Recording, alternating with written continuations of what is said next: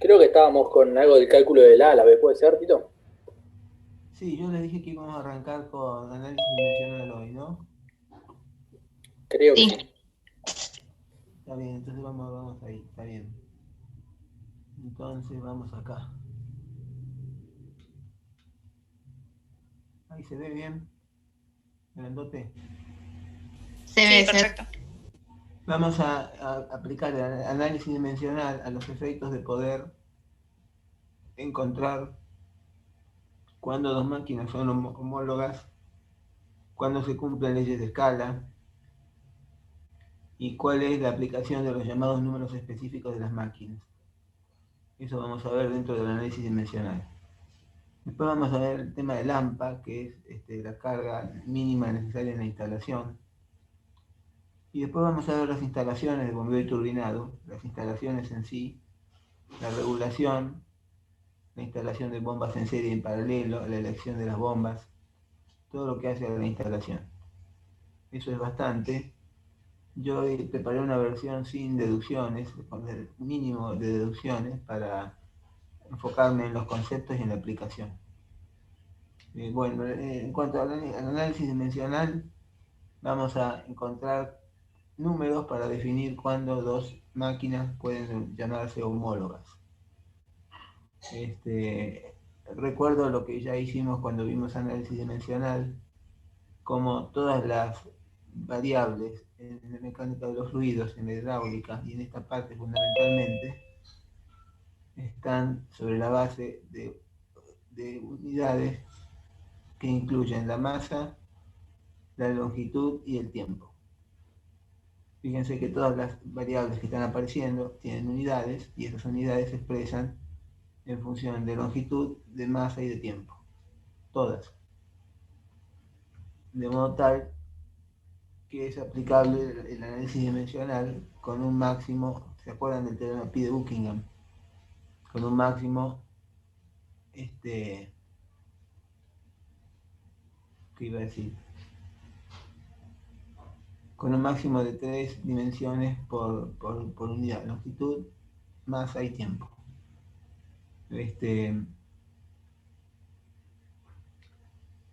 Vamos a ver entonces que es posible tomar un conjunto de fuerzas no, de variables en general, a los efectos de plantear un conjunto de esas variables, y suele ser un conjunto que contenga la presión, el diámetro, la densidad,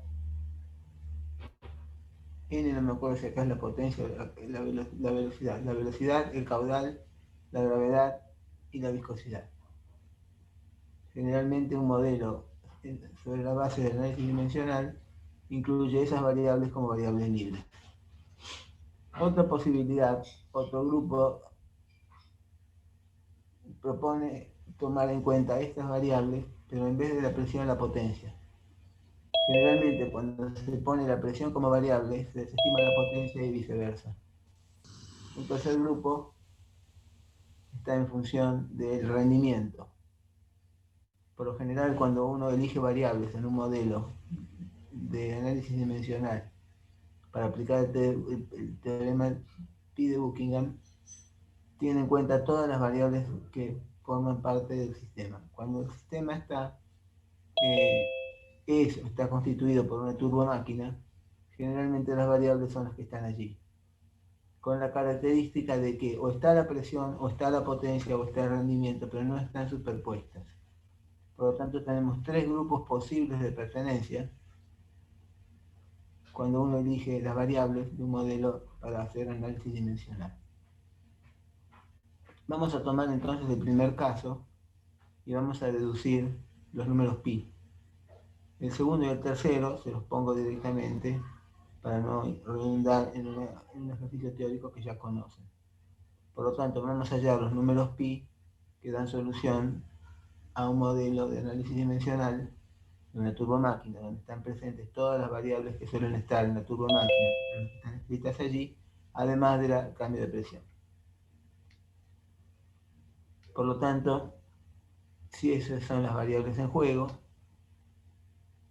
habrá 4 números pi porque están representadas por 3 dimensiones.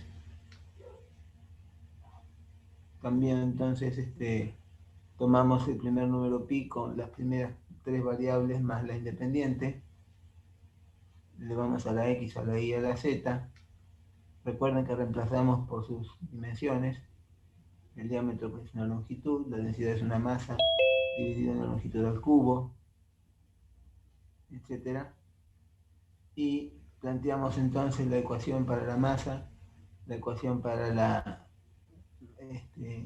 longitud y para el tiempo. Tenemos las 3 ecuaciones con 3 incógnitas que resueltas dan menos 2, menos 1 y menos 2, que aplicadas a los valores x y z que están en el número pi, obtenemos entonces esta expresión. Primer número pi. Segundo número pi, planteamos la misma expresión, pero la variable libre ahora en vez de la presión será el caudal. Reemplazamos por sus unidades y sus unidades expresadas en términos de sus dimensiones. Planteamos las ecuaciones y las resolvemos.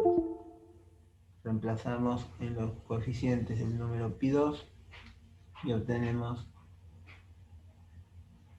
esto. Como este valor pi2 está identificado fundamentalmente por el caudal, le llamamos coeficiente de flujo. El tercer número pi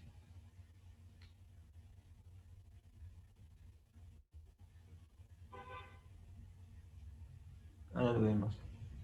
Así como el pi2 se llama coeficiente de flujo, el pi1, como manda la presión en el pi1, P se puede cambiar por G por H, y entonces el número queda expresado así, y el nombre que recibe es coeficiente de carga. Disculpen un segundito. Hola. Hola.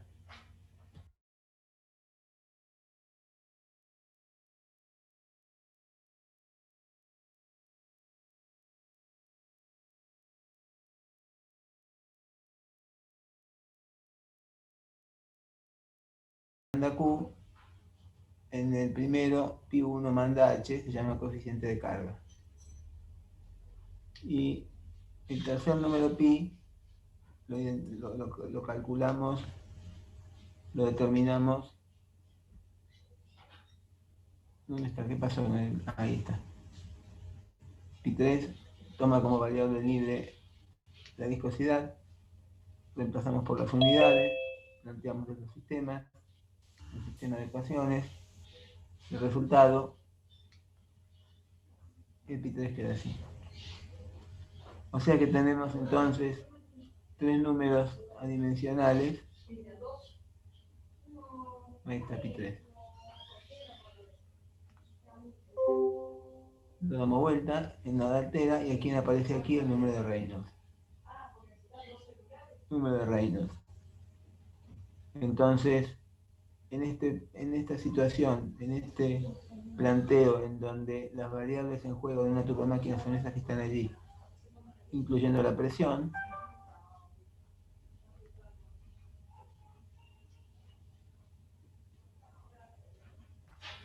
este tipo, discúlpeme un segundo, que tengo acá un goma.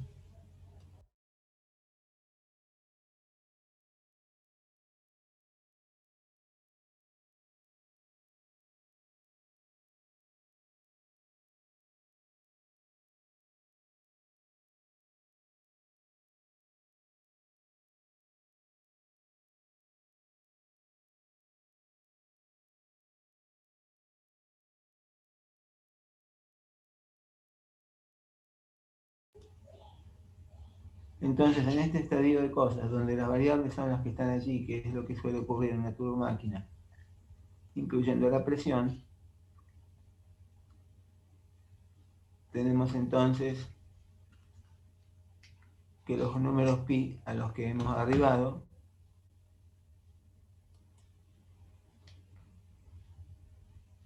son los 3 que ya planteamos, más el cuarto, que con estas soluciones da lugar a este valor que está asociado o es directamente el número de Flood. Porque fíjense, ahí lo dimos vuelta, lo multiplicamos por d de los dos lados, de arriba y de abajo, y tenemos así el número de Flood. Por lo tanto, la situación dada por este estadio de cosas da como solución pi1, pi2, pi3 y pi4. Pi1 es un coeficiente donde manda la carga, pi2 donde manda el flujo, y los otros dos son dos números, número de Flood y número de Reynolds.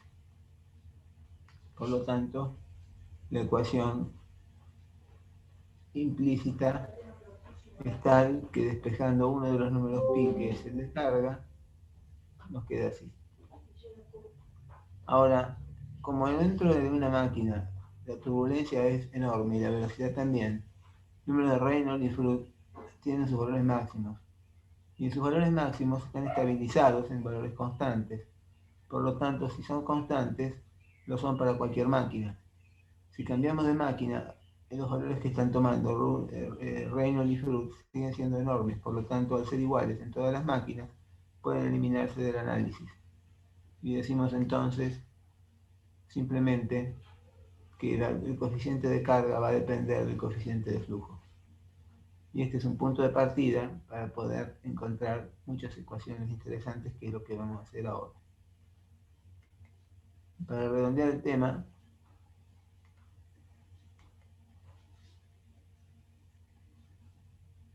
les comento algunas cosas. Si dos máquinas tienen igual coeficiente de flujo, tendrán el mismo coeficiente de carga y viceversa.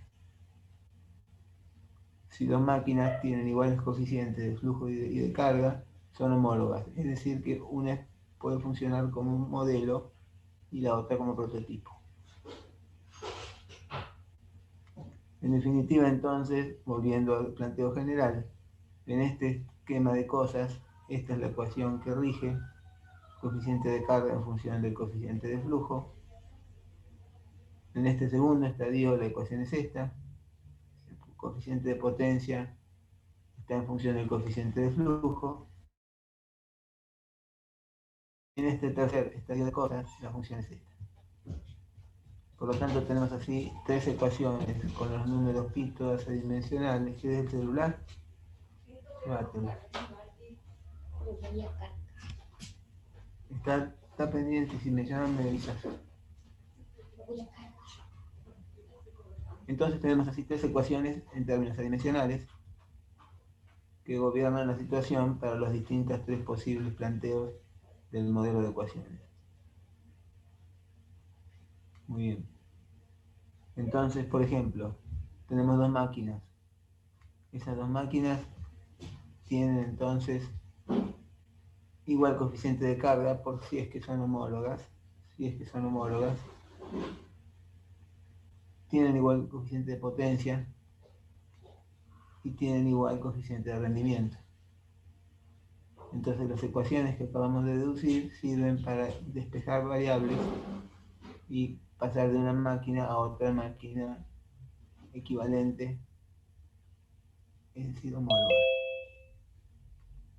Entonces supongamos que tenemos una máquina con un diámetro de 38 centímetros que gira 1500 revoluciones por minuto, que es capaz de levantar el ruido a una altura de 7,6 metros, y queremos una turbina semejante, pero que tenga este valor, que gire, que impulse el agua a 14,9 metros de altura, y queremos saber a qué velocidad tiene que correr esta otra máquina para resultar dinámicamente simétrica, o dinámicamente similar, mejor dicho, o homóloga a esta otra. Entonces, si hay en una máquina o en otra, aquí tenemos los datos, y acá tenemos datos también. Fíjense que W y N mayúscula, el libro distintamente le va llamando velocidad, ¿no? A veces N mayúscula, a veces es W. A veces W es velocidad angular, a veces N es potencia. Así que así es la mezcla de variables que tiene la bibliografía. De acá podemos despejar entonces el diámetro no, la potencia necesaria. ¿Dónde está N acá?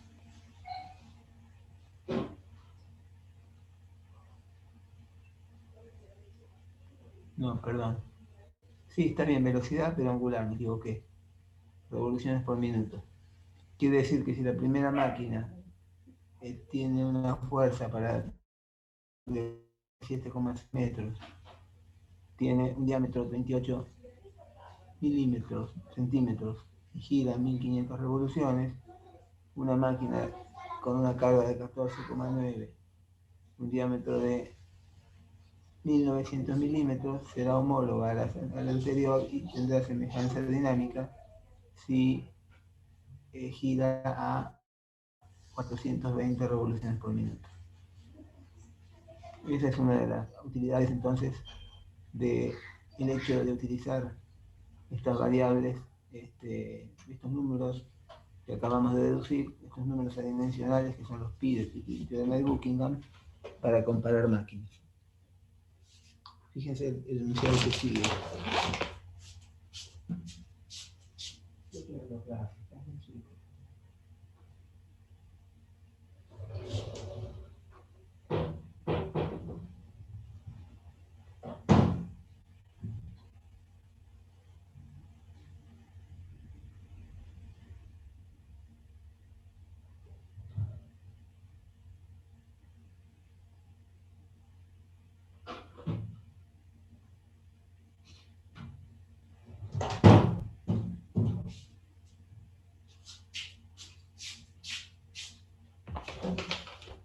Entonces, si una máquina se compara con la otra de esta manera, podemos plantear entonces, aquí tenemos el coeficiente de carga, el de potencia,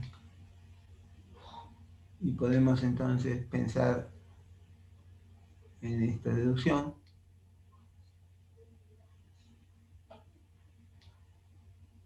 Es decir,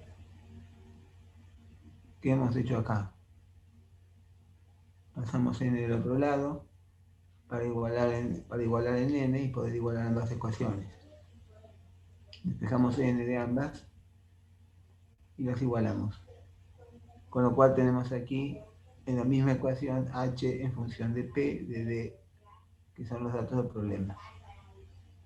Entonces, si le elevamos estas dos expresiones al cubo, nos queda algo más limpito.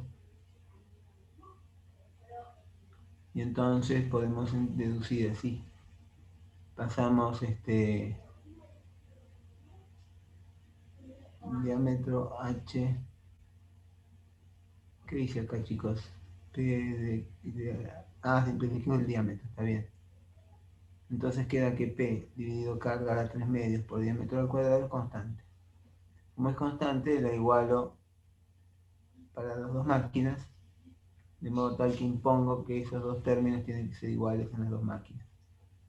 En una estaremos hablando del prototipo, con una potencia P del prototipo, y en la otra del modelo.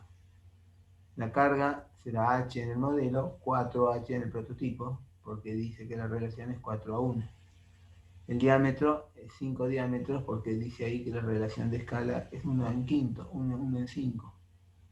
Por lo tanto, si el diámetro es 1 en 5 y la carga es 1 en 4, la potencia será entonces toda esa relación. De ese modo podemos encontrar la variable que falta para generar dos máquinas que sean semejantes.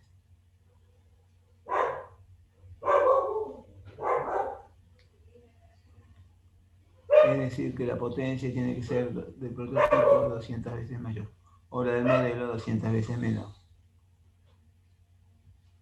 Entonces aquí viene la pregunta, ¿esta máquina es un posible modelo del prototipo. Y si cumple todas las condiciones, sí. Pero tiene que tener esa relación de potencia, esa carga y ese diámetro.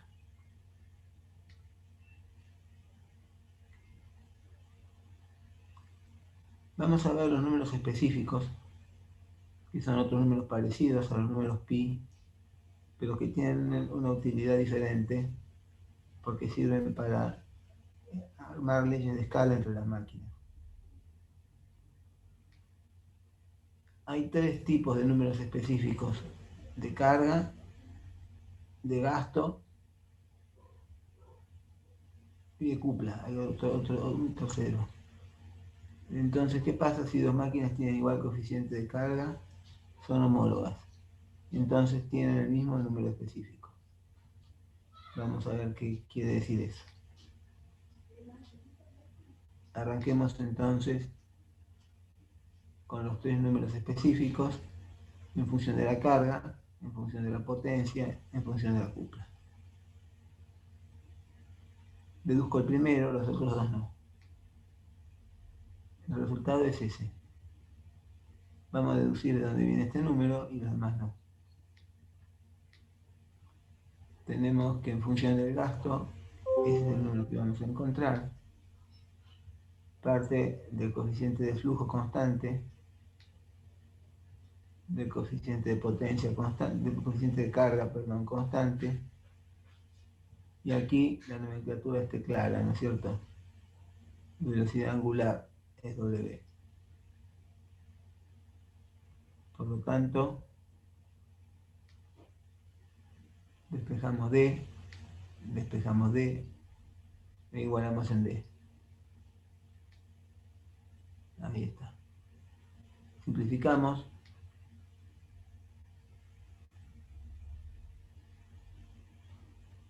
Y ahora podemos reemplazar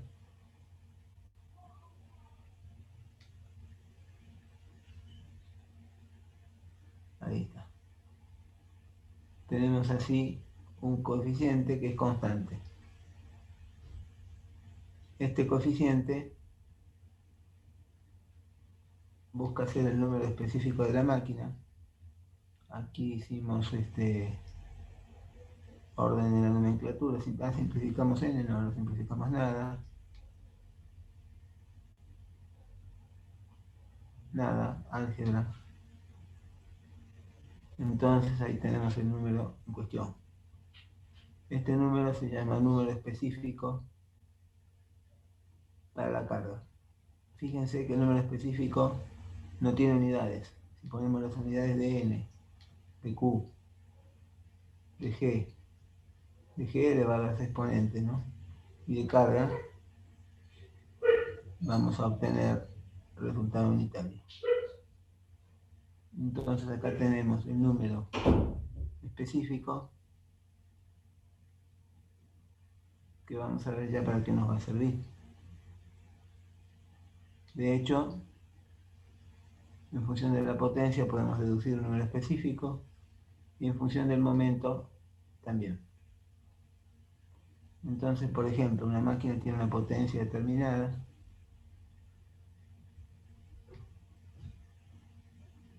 n, que es velocidad angular,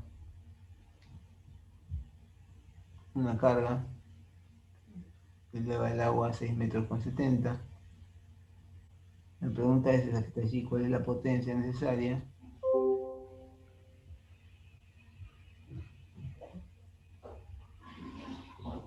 Reemplazamos allí en esta expresión.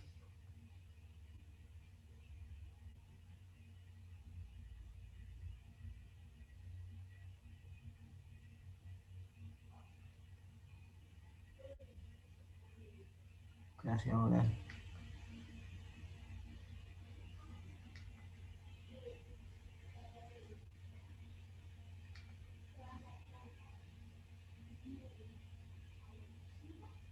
Así deduce entonces la potencia necesaria para los datos del problema.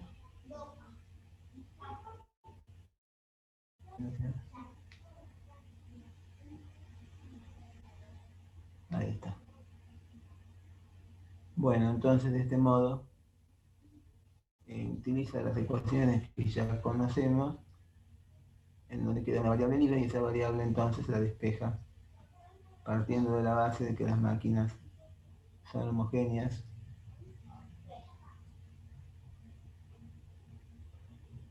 Lo interesante es qué es el significado de este número específico. A ver si lo tengo más explicadito en algún lado. Bueno, después les digo lo que es. En función de la potencia, en función de la cúpula, los números específicos son esas expresiones que están allí. Entonces, ¿qué quiere decir el número específico? Ustedes recuerdan la forma de los árabes, cuando la turbina o la bomba era radial, a la izquierda, o axial a la derecha. Habíamos hablado de las características de esas máquinas en cuanto a la velocidad de giro. Entonces, este es el número específico. ¿Qué es el número específico cuando el caudal es unitario y la carga es unitaria? Supongan la bomba tiene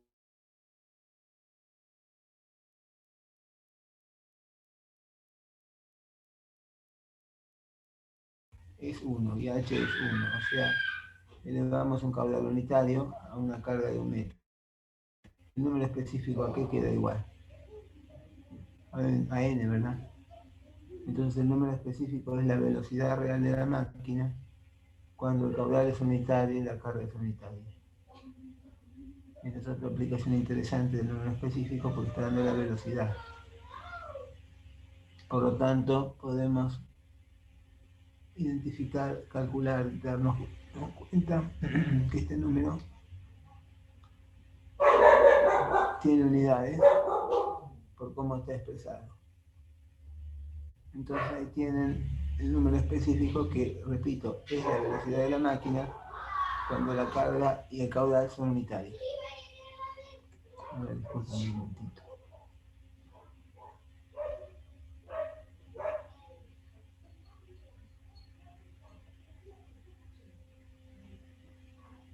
¿Qué pasa si le quitamos las dimensiones al número y lo dejamos así, con la gravedad como está? Ahí no tiene unidades, las unidades son 1. Entonces, ¿qué quiere decir? Estamos en este rango. El número específico es la velocidad real de la máquina con carga unitaria y caudal unitario. Por lo tanto, el número específico adimensional es mayor que 4 para las máquinas como la Kaplan, axiales, y es menor que 1 para las máquinas Francis o radiales. Eso en cuanto al número específico tomado sin dimensiones. Con dimensiones, los márgenes de tolerancia están en los recuadros amarillos.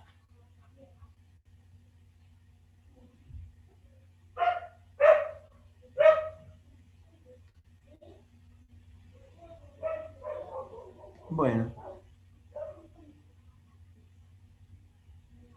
si juntamos los coeficientes de carga y de gasto, podemos encontrar las leyes de escala que constituyen otro elemento interesante cuando comparamos turbomáquinas. Consideremos las leyes de escala a velocidad constante y a diámetro constante.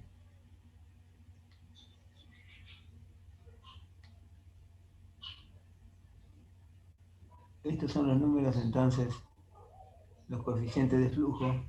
Igualemos los de la máquina 1 a la máquina 2 y consideremos que, siendo que ambas máquinas llevan la misma velocidad, simplifico los n y me queda así una ley de escala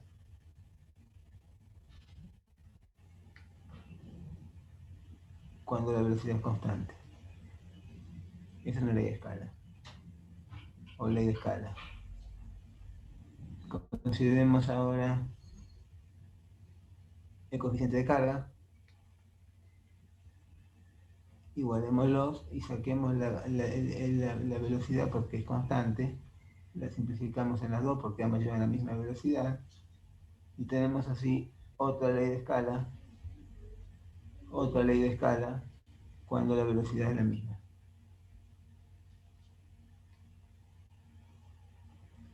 ¿Qué pasa cuando la velocidad es constante y los diámetros son distintos? Entonces pasa que rigen estas dos leyes de escala.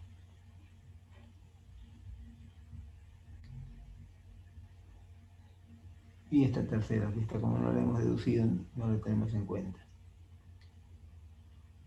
Entonces, ¿qué pasa si el diámetro es constante? O sea, giran a distintas velocidades, pero el diámetro es constante.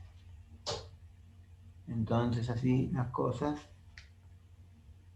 las leyes de escala serán esta y esta. La deducción es la misma.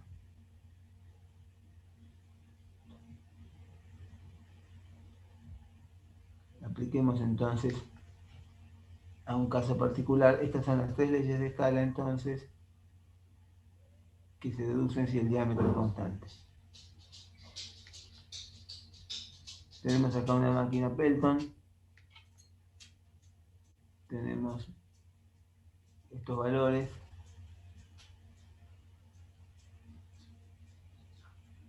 Una carga de 64 metros.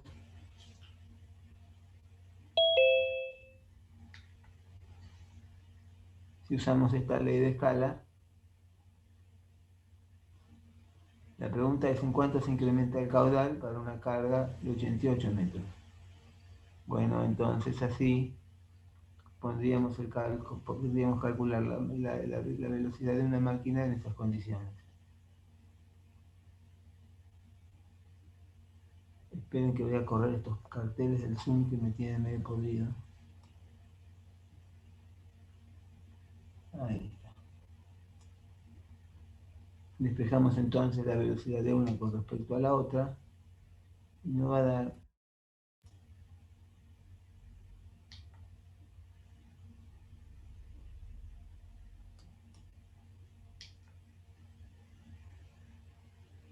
dar esta relación.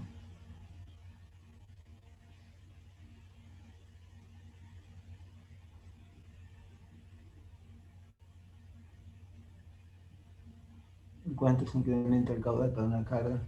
Bueno, ahí está el resultado. Entonces todas estas comparaciones de máquinas las podemos hacer sobre la base de los coeficientes de flujo y de carga del análisis dimensional o sobre la base de las leyes de escala.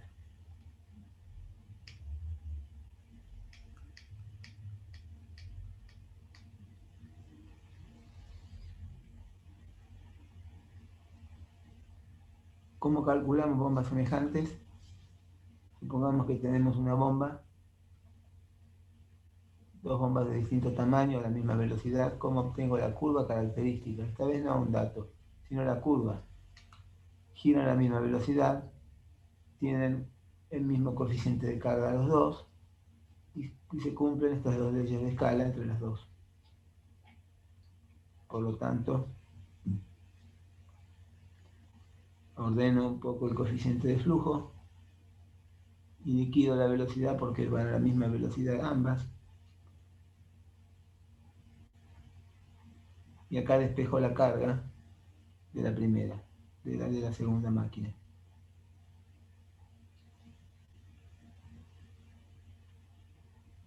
Entonces, de aquí se puede dibujar la máquina. La máquina tiene una curva como la roja, pero nosotros queremos la carga que corresponde a la curva que corresponde a la máquina de otro diámetro, ¿no es cierto? Ahí dice de 1 para esa máquina.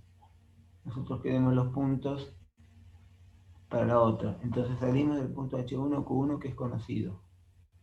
Con el punto H1Q1 vamos a calcular con esas dos expresiones Q2 y H2. Q2 y H2. Entonces volvemos con Q2 y H2 a la expresión y le dejamos el correspondiente.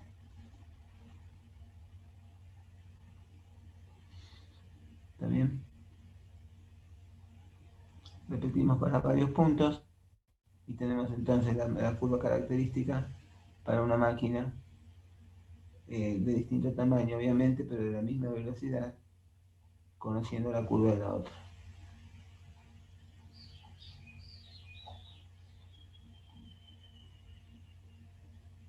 Y así calculamos varios puntos de la nueva curva y unimos.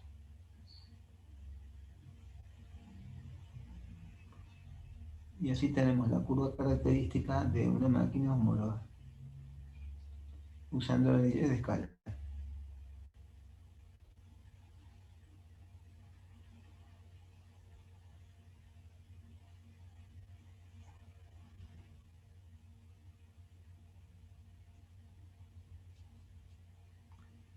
Bueno, vamos a ver. Vimos la aplicación del análisis dimensional. Vamos a ver ahora la altura neta de aspiración positiva. La altura neta de aspiración positiva es muy importante porque es la carga que la máquina requiere para que no exista la cavitación. Entonces tenemos una instalación donde hay una bomba que está elevando el caudal. Tomemos los puntos de inicio y de fin de la bomba, que son los elementos de unión. Toda bomba viene con una brida en cada punta. La brida es esa pieza llena de agujeros. La brida se suelda a la bomba ya viene con sus bridas, ¿ven? Tanto en la entrada como en la salida. La brida se suelda al caño y se abulona. Cuando hay que empanar dos caños, las bridas de cada uno, una con otra. No hay manera de soldar un caño a tope porque se parte. La única manera de unir los tramos es con una brida, uniendo las bridas. Y la brida tiene que estar bien soldada a su caño. Las bombas vienen con su brida, como se ve en la foto. Pero en la lámina que yo les estoy mostrando acá, la bomba puede estar usada y la brida gastada. Entonces lo primero que tienen que hacer es reponer la brida de la máquina para abulonar a la instalación. Entonces,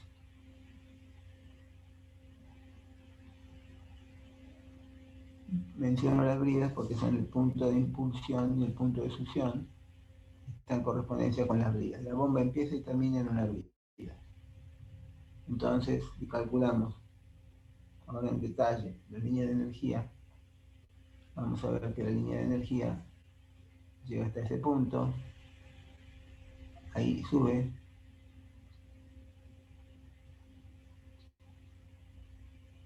¿qué pasa que no sube? A ver, vamos a correr el cartel, y acá abajo.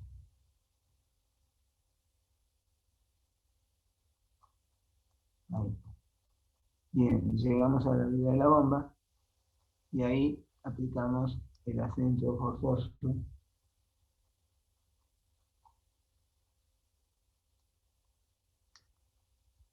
No sé qué le pasa, que no quiero debe ser esta máquina. Ahí tenemos cómo la bomba levanta la línea de energía, que luego baja. Pero fíjense que si abrimos en detalle el cuerpo de la bomba, hay un punto particular donde hay una baja muy grande de energía, en ese punto particular de fusión. En ese punto, el aire bulle a temperatura ambiente, se forman las burbujitas y hay condensación, pero el flujo estaba frío. Entonces se han soltado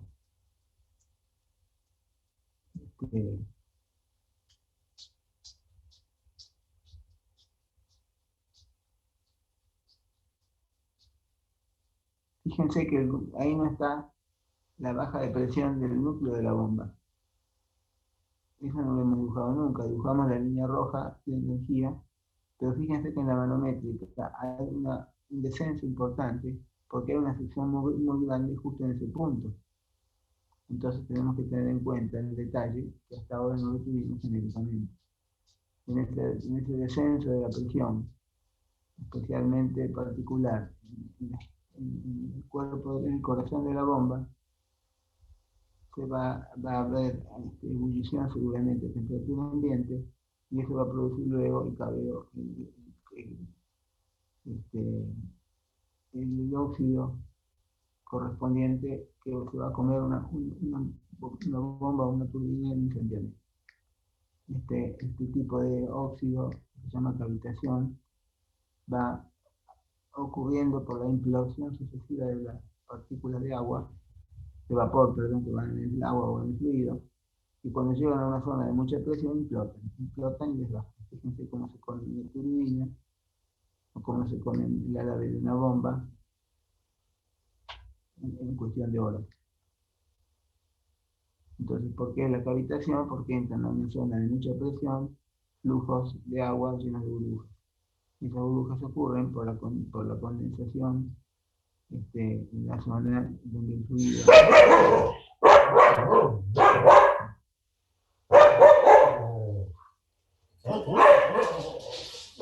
Disculpen, yo tengo que atender una cuestión personal. Ustedes me dan 20 minutos y seguimos. Me doy un intervalo. Sí, profe, no hay problema. Voy a apagar. Ningún problema, Tito. Voy a apagar acá. Han quedado para el viernes 23.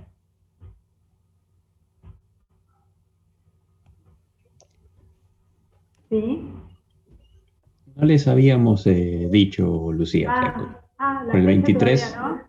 hablé con Tito para el 23, pero no tenían fecha todavía.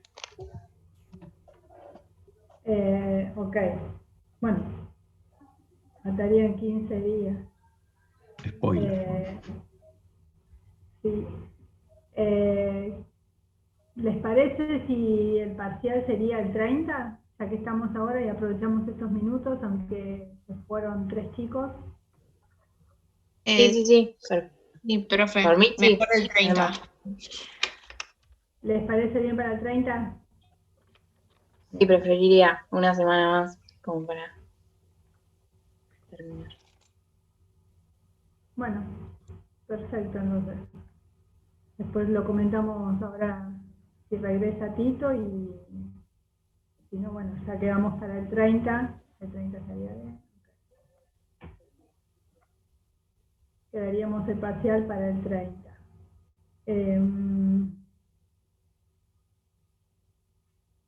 Lo que estaría entrando es canales, golpe ariete, ¿qué más? Recordame, Pablo, tuberías.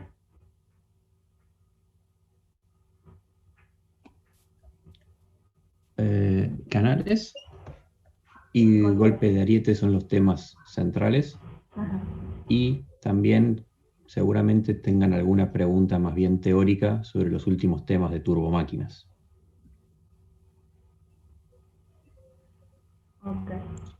Perfecto. La idea, profe, es que sea del estilo de cómo fue el primer parcial. Sí, es la idea. Perfecto. De ese estilo.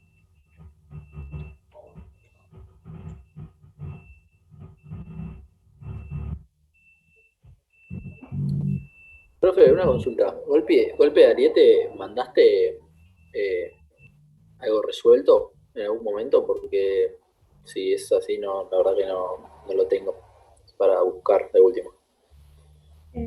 Sí, habíamos visto una clase práctica de golpe de ariete y si mal no recuerdo, yo subí todo al campus, en algunas de las semanas, después entro y confirmo, pero sí, creo que había subido la práctica y lo que habíamos visto en la clase práctica también de golpe de ariete.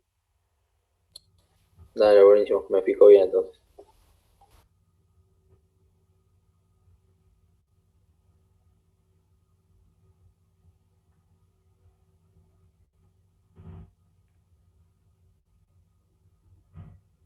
Bueno, ¿tienen alguna duda, algo que quieran que charlemos mientras?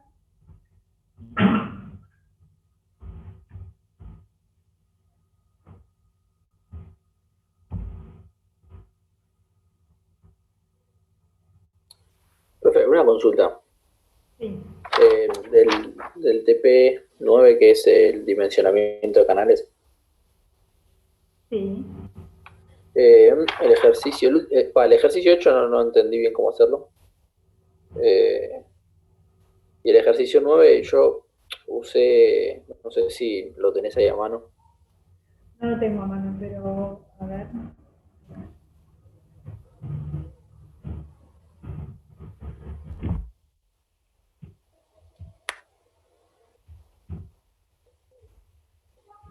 Espérate, estoy intentando abrir.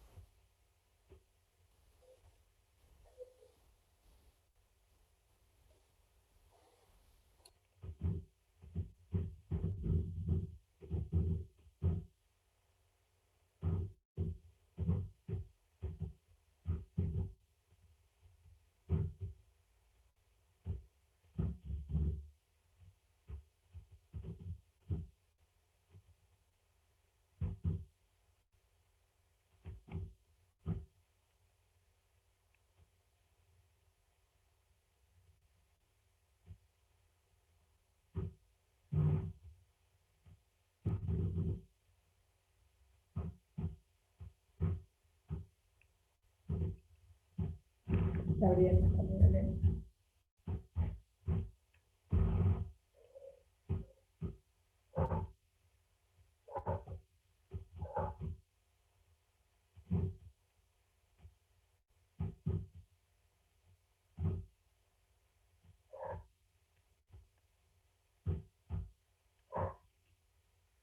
No quiere abrir.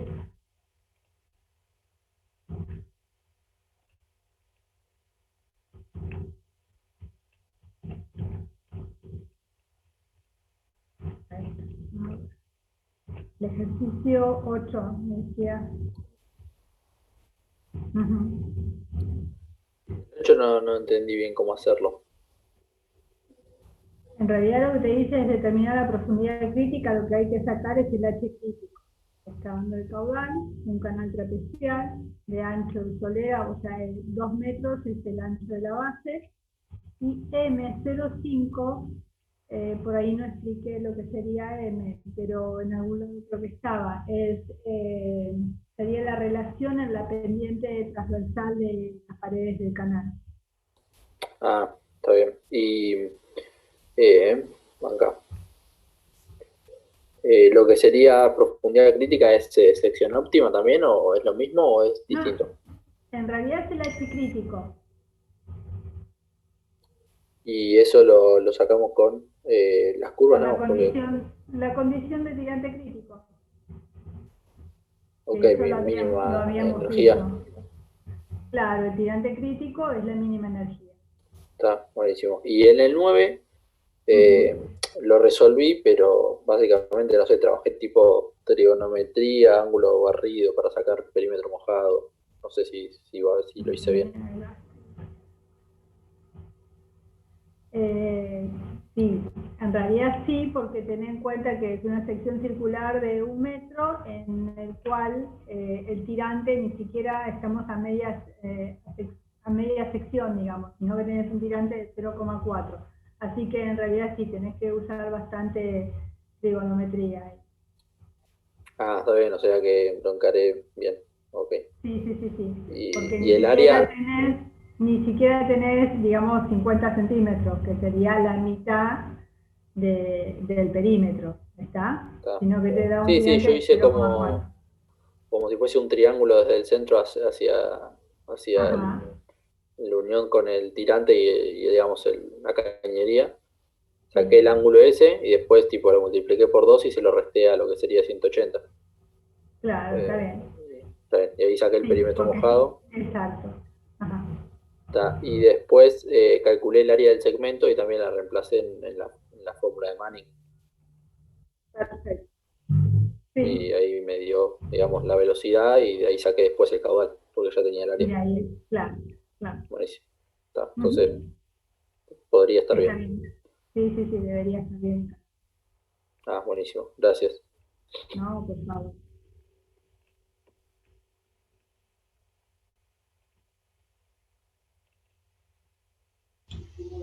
Profe, tengo una consulta. Sí. Tito habló de bombas en paralelo y en serie. No me imagino las bombas en serie. Las bombas en paralelo creería yo que son, o sea, tenés un tipo colector, bueno, y cada, Eh, o no, estoy diciendo cualquier cosa. no, en realidad sí, a ver, deja de funcionar una y entra en acción la otra, Ah, eso sería en paralelo. en paralelo. ¿Y en serie cómo sería? Eh, a ver si tengo, lo que pasa es que no es mi Zoom. Eh, Haga el dibujito sobre el...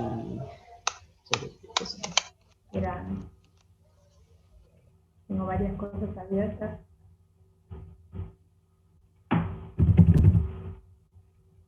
Vamos a ver cómo está.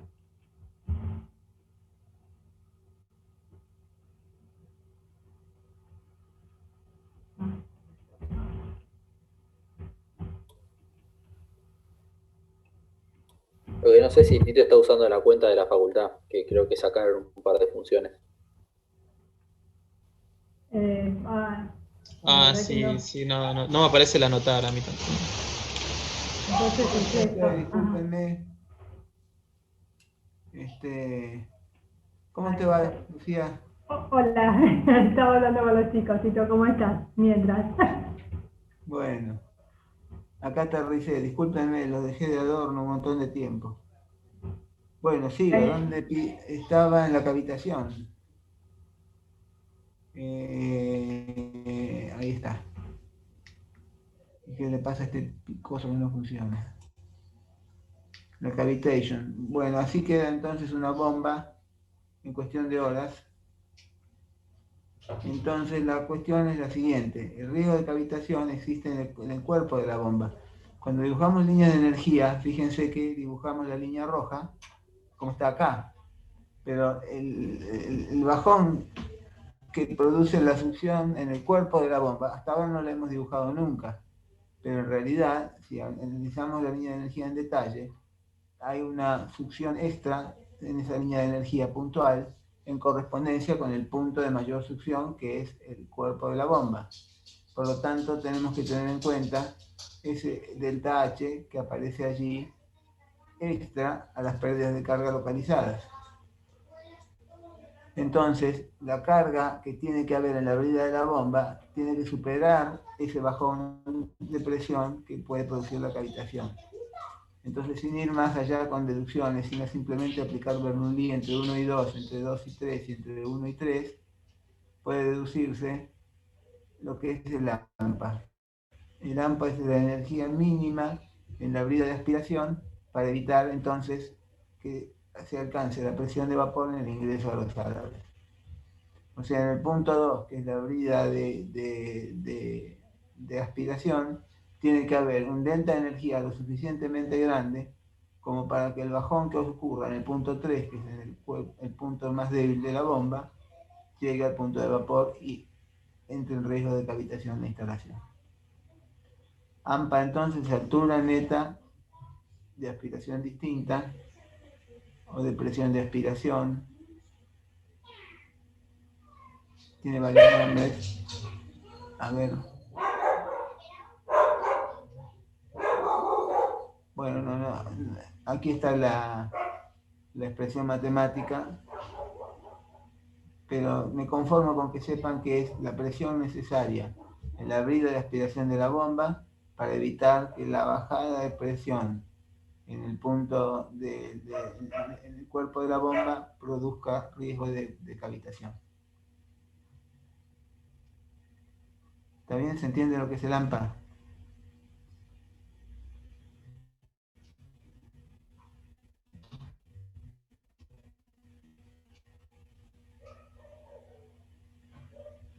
Bueno, entonces el fabricante requiere un AMPA para su bomba y la instalación tiene un AMPA que es la que puede suministrar en ese punto. Entonces uno con las líneas de energía sabe cuál es la presión que va a poder suministrar en ese punto de la instalación y cuál necesita de la bomba. Entonces la bomba tiene que tener un AMPA compatible con la instalación. Hay que compararlos entonces y hay que estar seguros de no correr riesgos de no dar con ese valor. Ahí tienen los nombres. Altura neta positiva en la aspiración, carga neta positiva en la aspiración. Yo la tenía como altura neta de aspiración distinta. En fin, varios nombres. Bueno, entonces vimos la parte de análisis dimensional. No les pregunté si tuvieron una duda o no. Y vimos el AMPA y tampoco les pregunté, así que les pregunto ahora si tienen alguna duda sobre alguno de los dos temas. Y si es no, pasamos entonces a la parte de instalación.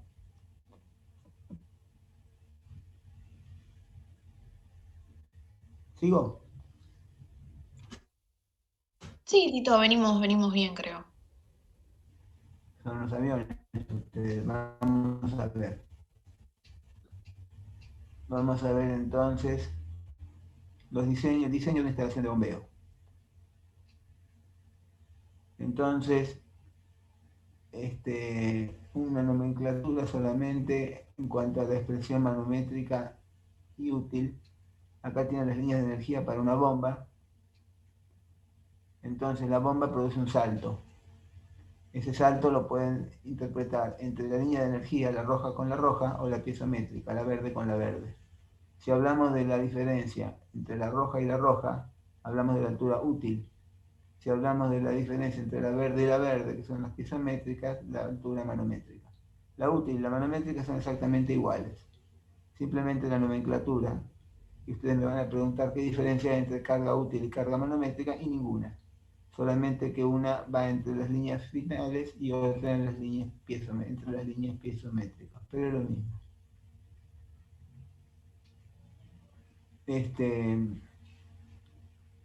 Vamos a ver entonces con qué criterio seleccionamos una bomba. Hay que poner una bomba y ¿cuál ponemos?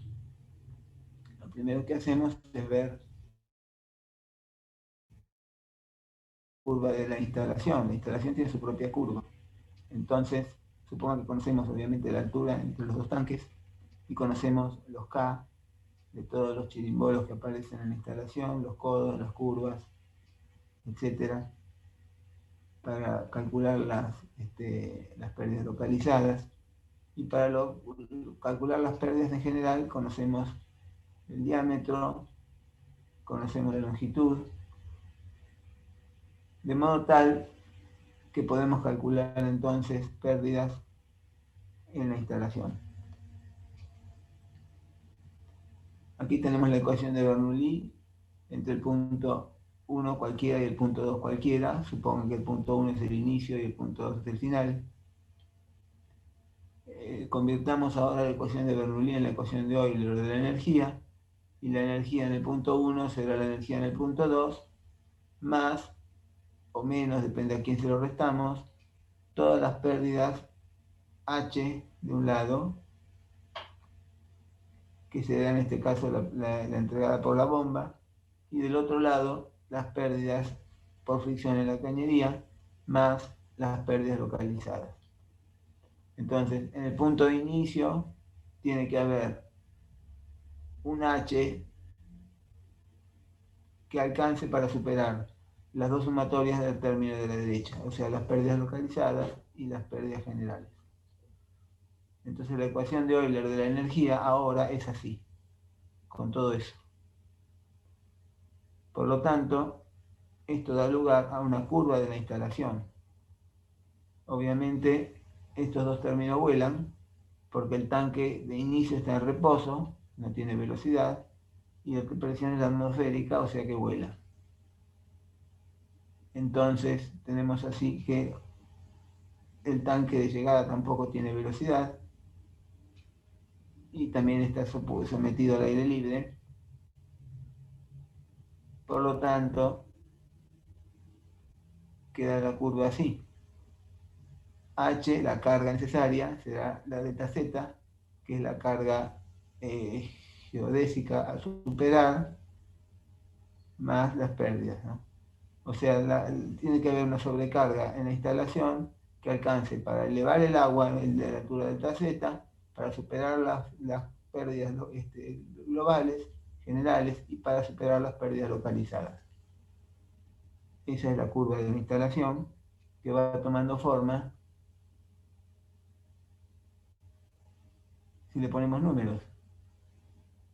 ¿Qué queda acá? Velocidad. Y aquí tenemos una curva H en función de B. El delta Z lo conocemos, los datos para calcular las pérdidas generales los conocemos y para las localizadas también. Entonces, tenemos así la ecuación H en función de B. Pero si B lo cambiamos por Q sobre área y el área del área de un caño, entonces queda H en función de Q. Tenemos así una curva poniendo B acá en esta expresión, nos queda una curva H en función de Q cuadrado en este caso. Esta es la curva de la instalación, ¿ven?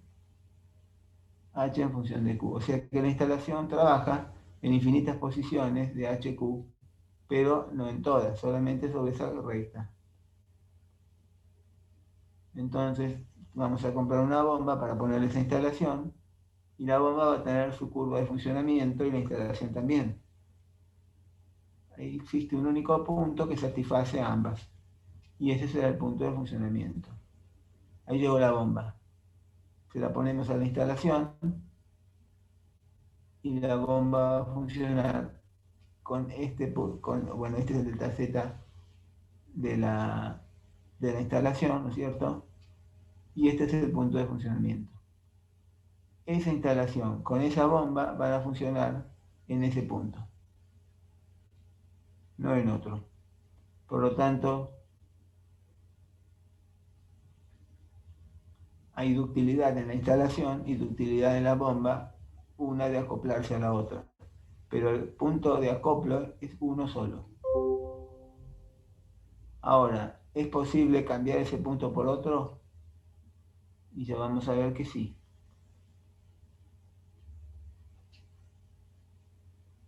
Con la regulación. ¿Cómo regulamos el caudal? Con una bomba, con una llave de paso, o una esclusa. Entonces, ¿qué hace la llave de paso? Limita el caudal. Al limitar el área, limita el caudal. Por lo tanto, si limita el caudal, cambia la instalación, porque cambia Q. Entonces, mover un poquito una llave de paso, cambia la instalación. Ahí cierre la válvula. Ahí abrí la válvula. Entonces, tocar la válvula es cambiar la instalación. Pasar a una instalación de caudal menor o de caudal mayor. Entonces, lo bueno de la bomba centrífuga es que se ajusta, además de tener infinitas posiciones HQ, aunque no alcanzan, tenemos la posibilidad de cambiar de curva también con la llave de paso. Fíjense cuánta cintura al lado de desplazamiento positivo que no permite nada de todo esto, ¿no?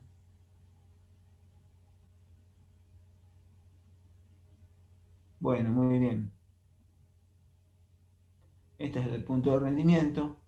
Lo ideal sería poder poner la llave de paso de forma tal de incrementar todo lo posible el rendimiento de la máquina.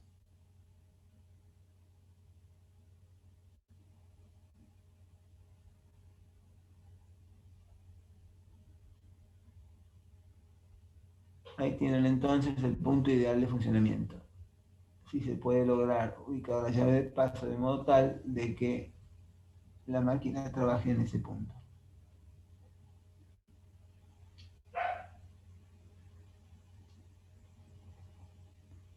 Este es otro punto de funcionamiento, pero de menor rendimiento. Y así tenemos que en la curva de rendimiento van apareciendo puntos con menor rendimiento alrededor de A. Bueno, vamos a la ferretería. Vamos a hacer una instalación y vamos a ver qué detalles tenemos que tener en cuenta en forma conceptual. En primer lugar, tenemos que tener una válvula de alivio en un lugar de la instalación, porque si ocurre algún problema, para que pueda saltar un fusible y no producir roturas que haya que lamentar. Válvula de retención, para evitar que la columna de agua baje y quede expuesta a trabajar en vacío la bomba.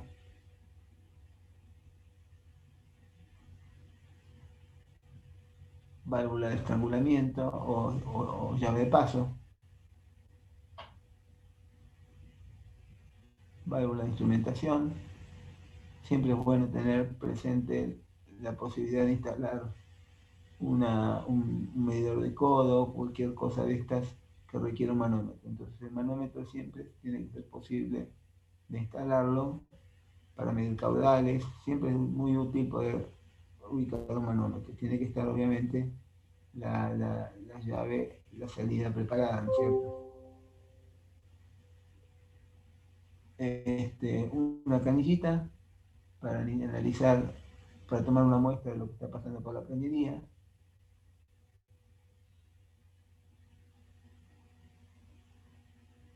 Y esto es todo lo que tiene que tener una instalación genérica como elementos de seguridad. De seguridad y utilidad, ¿no? Diría yo. Bueno, ¿qué pasa con las bombas en serie y las bombas en paralelo? Hemos visto las tuberías en serie y tuberías en paralelo, pero no hemos analizado qué pasa con las máquinas en ese caso. Entonces, veamos qué pasa con las máquinas. Supongamos que tenemos dos máquinas iguales en serie. La curva de la máquina es la roja. Está ubicada en una instalación que está en marroncito y en el punto de intersección funciona. Ahora, quiero ponerle otra bomba más, igualita, con la ilusión de duplicar la carga. Si las bombas están en serie, el caudal es el mismo, lo que se duplica es la carga. Entonces voy a montar arriba de la curva roja, otra curva roja para poner otra bomba. Entonces hago eso. Ahí va. Puse una curva roja arriba de otra. Ahí tengo dos bombas en serie. ¿Cuál es la nueva carga?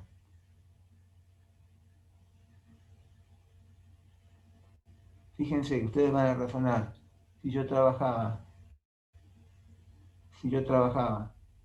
con el puntito marrón que intersecaba las dos curvas, ahora voy a trabajar en el de arriba. No, porque la curva tiene que guardar intersección con la de la instalación. Por lo tanto, la única chance es trabajar ahora. No se puede duplicar la altura. H es la altura con la que trabajaba antes. Ahora tengo 2H en la bomba, porque dupliqué en serie. Pero el punto de trabajo tiene que ser la intersección de la suma de las dos bombas, que es la roja de arriba, con la instalación. Y eso no duplica la carga. La aumenta en una proporción nada más. ¿Ven? Entonces nunca conviene trabajar con dos bombas en serie, sino con una bomba, que es lo que tiene que hacer. Que ir.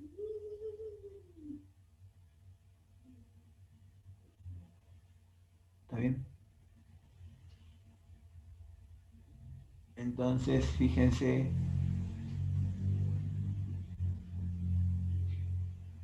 que con una bomba estamos trabajando con la curva a la presión H1.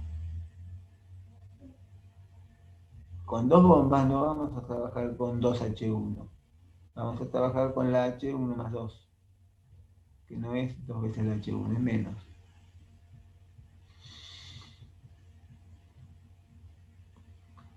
¿Qué pasa si las bombas son distintas? Ahí tengo una bomba y le voy a acoplar en serie otra distinta. Esa. Bueno, ¿cómo hago? Me pongo una arriba de la otra. Ahí están por separado. Si las quiero en serie, pongo una arriba de la otra, entonces me subo con una arriba de la otra. La instalación es esa. O sea, en el punto marrón, con una carga H1, funciona la bomba celeste con esta instalación. La bomba roja solita con esa instalación funciona con carga H2, punto azul. Quiero las dos juntas. Entonces, las dos juntas, las pongo una arriba de la otra. Ahí va, ahí la subo. Ahí subió. Hasta ahí. Por lo tanto, la carga final, ¿cuál es? Vuelvo a poner la instalación y la carga es esta. O sea que no hay un duplicado otra vez. Se desperdicia la bomba cuando se pone en serie.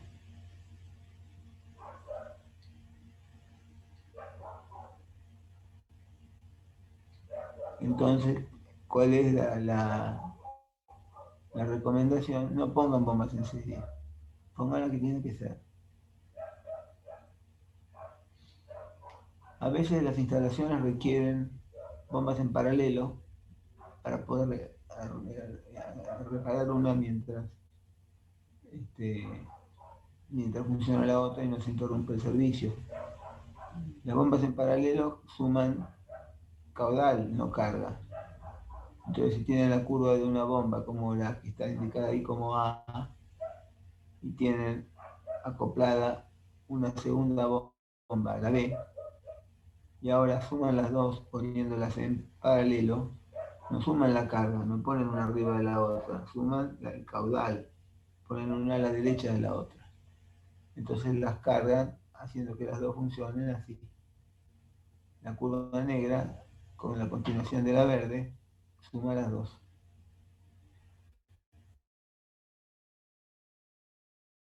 El funcionamiento de la bomba, a ver, tengo, ahí está, con la instalación, ahora es ese.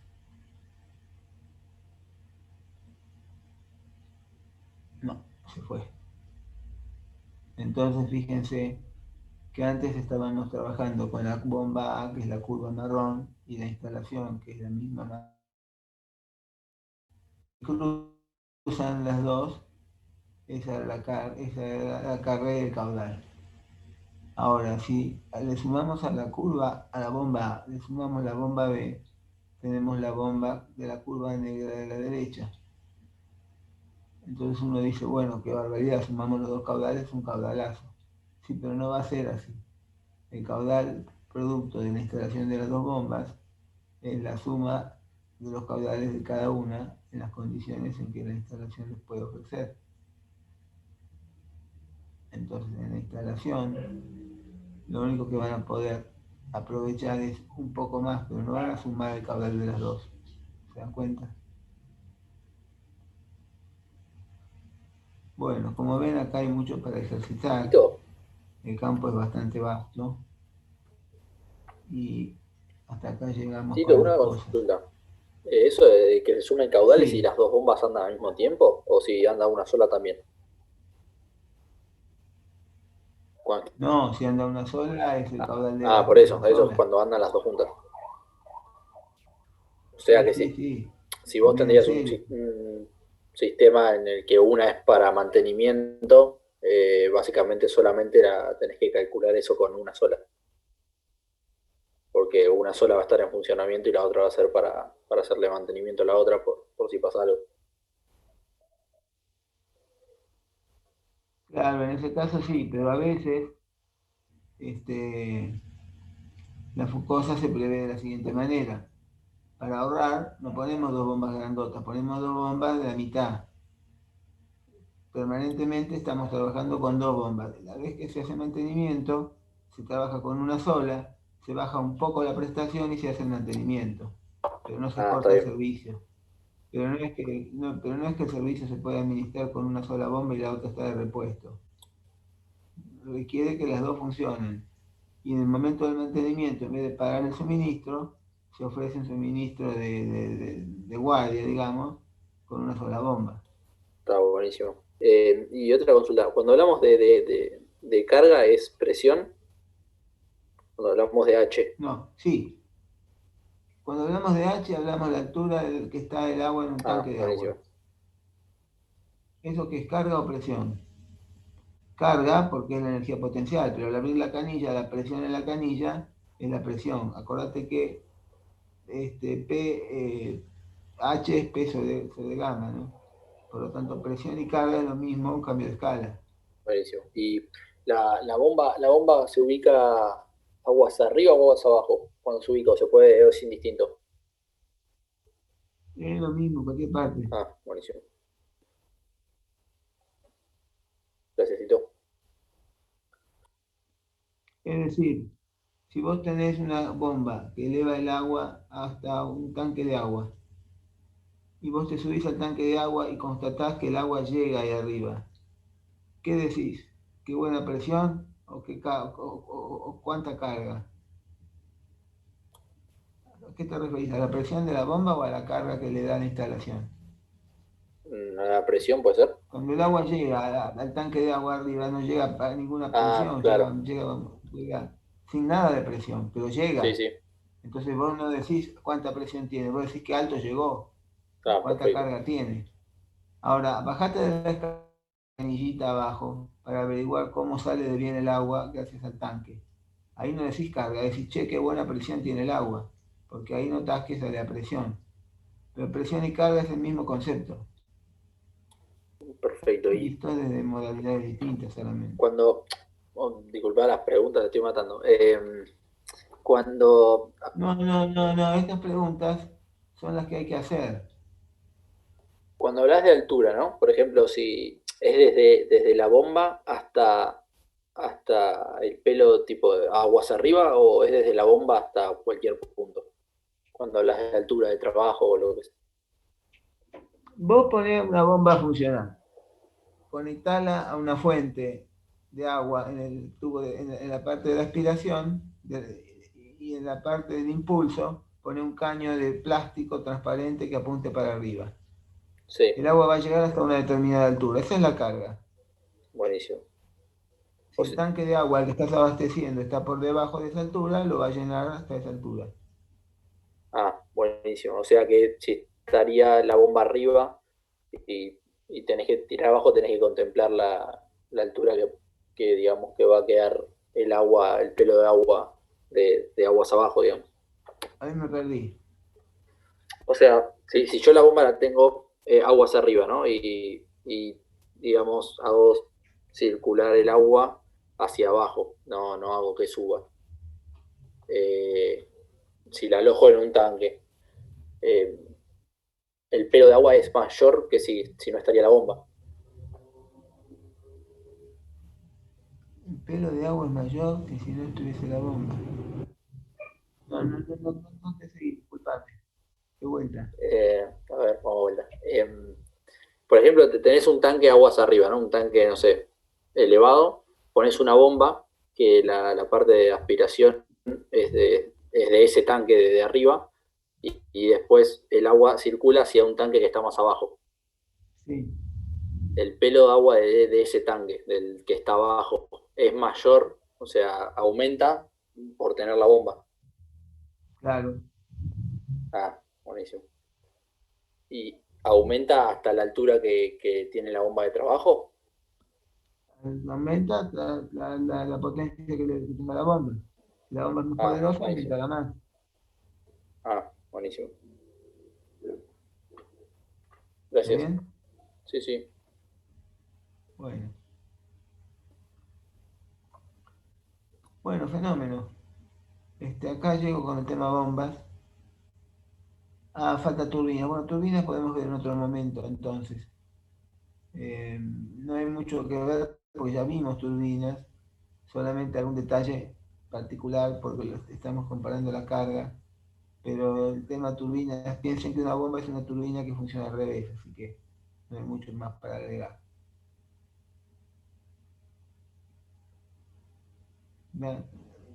¿De acuerdo?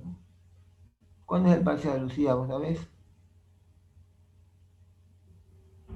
Estuvimos hablando de eso, Tito, y quedamos que iba a ser el 30.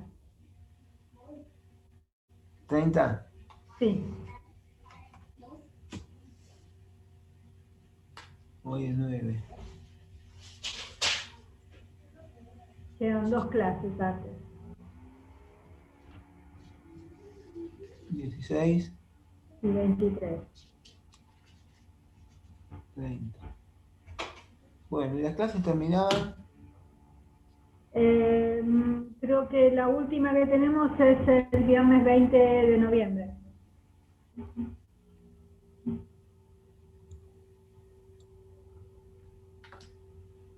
Ah, claro. Después nos queda una. Nos quedan, después del parcial, nos quedan, espera, 3 clases.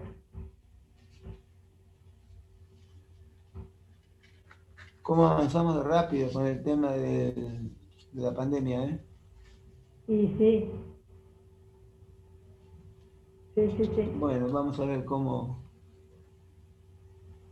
El 20 es la última, sí, de acuerdo.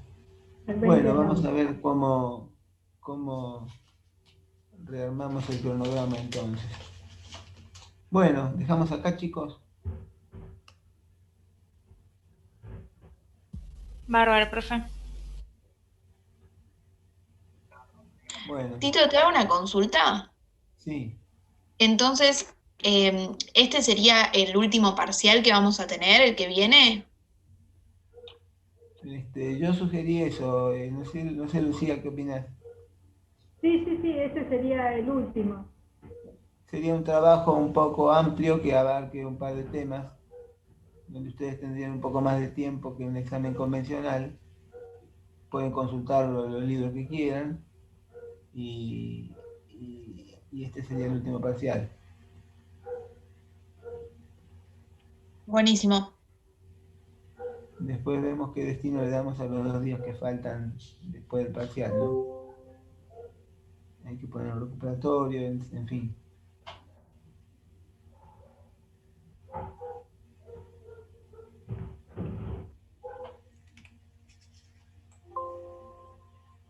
¿De acuerdo?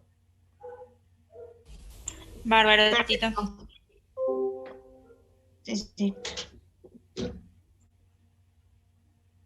¿Cómo anda tu viejo, Lucía? Bien. La verdad que gracias a Dios bastante bien. Tienen todavía alguna secuela, pero eso es con el tiempo. Ahora están con todos Qué los suerte, controles bueno. médicos. Sí. Ya están habilitados. Están habilitados con mucho cuidado porque las defensas quedan muy bajas, así que ahora tienen que hacerse todos sus controles con distintos especialistas, pero bueno, por lo menos ya lo pasaron. Bueno, qué suerte. Sí, la verdad que sí, gracias. Qué muy estresante todo esto. No, fue terrible, pero bueno.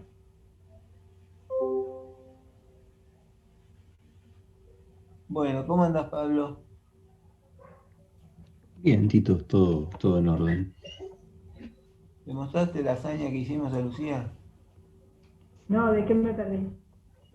¿Eh? Que ¿De qué me perdí? empezamos a redactar un examen. Ah, sí, en eso estoy, Sí, Que en ya me manos de estuve, Pablo para que lo termine. sí, me estuve comunicando con Pablo y sí, en eso